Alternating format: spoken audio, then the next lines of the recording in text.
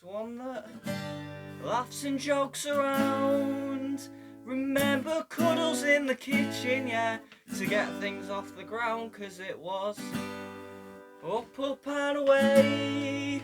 Oh, then it's right hard to remember that on a day like today when you're all argumentative and you've got the face on. That was Mardy Bum by the Arctic Monkeys, and the Arctic Monkeys are one of my favourite bands of all time, and they've got a really interesting way they came about.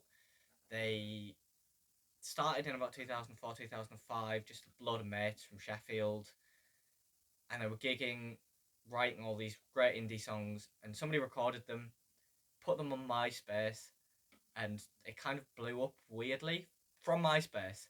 I don't understand MySpace, I'm too young for that. And then they played Glastonbury before they'd released any music. I think they might have had the first single out, which was I Bet You Look Good on the Dance Floor. And then their first LP came out, which is this, Whatever People Say I Am, That's What I'm Not. One of the greatest debut albums of all time. Beat Definitely Maybe to the fastest selling debut album in history. And fun fact, the only time HMV Carlisle has ever had a queue out the door for a new album is for this one in 2006. Song has some great songs on it. Mardy Bum, obviously. Bet You Look Good on the Dance Floor. When the Sun Goes Down, A Certain Romance. All indie staples and British classics now. As for my recording of the song, I want to keep it minimalistic. I did something really interesting with this. So I used this exact acoustic guitar, which is my Fender acoustic. I love it to bits. I used to be really small, so I had to have a small guitar. And what I did is as I recorded the guitar part in, and I used what's called like a telephonic style filter, which if you look at it on an EQ graph, if an EQ graph's like this, it goes like that. It chops off the highs and the low. Doesn't really boost the mids, but it keeps everything. It sounds like a telephone. That's the whole point of it. And I added loads of compression because I wanted it to sound really broken up and distorted. I did that also on the vocal track. Obviously, mixed it slightly differently because vocals are different. To create this really, I've been listening to a lot of Bon Iver recently, and obviously his first album had this. It was recorded in a shed, and I kind of wanted that almost not so great sounding, but it's really comforting sound to it. It also helped me a lot learning Logic because I had to use all these EQs and compressors and stuff, which helped out on my other songs like Weird Fishes and later on Don't Look Back in Anger, especially. I then did for the string arrangement on this. I'd seen a version that the band had done on their AM tour. They played Glastonbury again. They played it God knows how many times. And they had a massive orchestra for this, and I thought that was a little bit too much. I didn't really want to create this massive wash, especially as I was trying to go for this relatively small sound. I used an Nord Stage 2 keyboard and used a really, really bright and punchy violin on that so that it would really snap through when obviously as the guitar and everything were really lo-fi.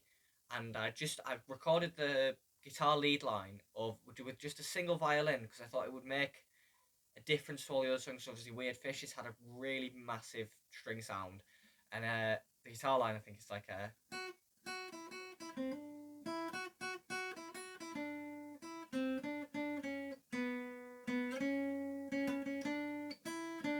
something like that. There was a couple of wrong notes there, but I recorded that, and it really gave the sense of like you're in a shed, and it sounds really dumb, but I really, really want to go for that sound. I was really happy with this turn. This was probably one of the ones that I was more happy doing. I played this song before on my own personal solo set lists, so I knew it quite well, and I actually ended up slowing the song down a lot because the original version is like,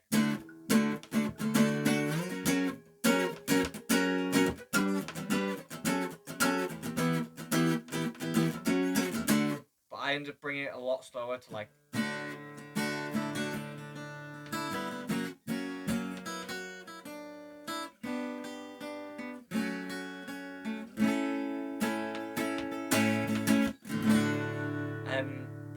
That was really fun to do. There's a bridge section in the song which I want to add more compression and distortion to the vocal for, because it goes well, up and away. Oh, then it's right hard to remember that on a day like today when you're all argumentative. And you've got the face on, and yeah, I'm sorry I was late, but I missed the train and then the traffic was a state. But I can't be asked to carry on in this debate that reoccurs, cause when you say I don't care, course I do, yeah I clearly do. I wanted that section to really build up and distort, and I think I did that really, really well. And then obviously the violin lines back in again. This was part 3, and I'll see you in the final part.